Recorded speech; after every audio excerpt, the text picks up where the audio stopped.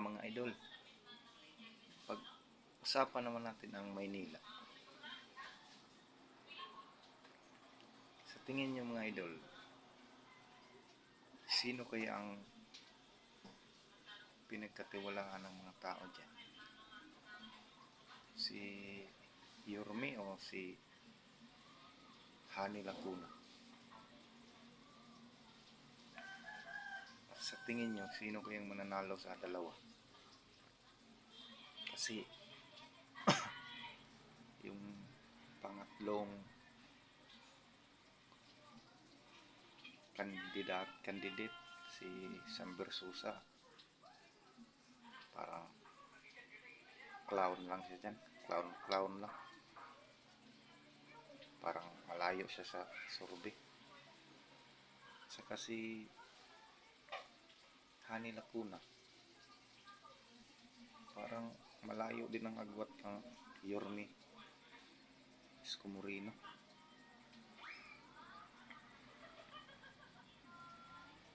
Sino kaya ang paborito ng tao dyan, mga tao ng Maynila? Kung gusto ba nilang ibalik si Yorme o kang incumbent Mayor Hani Lacuna sila? Kasi may kahit saan magpunta si Mayor Isko Moreno, may sumisigaw na bumalik ka na, bumalik ka na. Sa teorya ko lang mga idol, parang kung hindi mapigilan ni Mayor Hani Lacuna, parang may babalik talaga. Kasi sobrang lakas ni Yorme.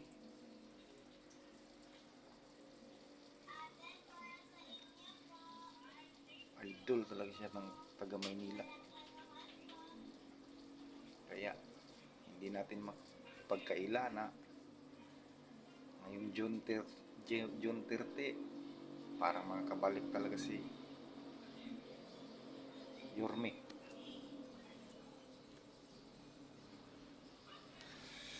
Malalaman natin yan kung gusto pa ba ng mga tao si Mayor Lacuna, kung yung mga pinangako niya noong 2022 nung nanalo siya, o kung nagawa ba niya.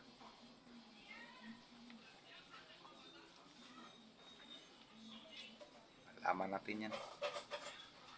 Tsuri ko lang, parang sa tsurya ko, pananaw ko, parang mananalo si Yorme. Sa ayaw man lahat sa gusto.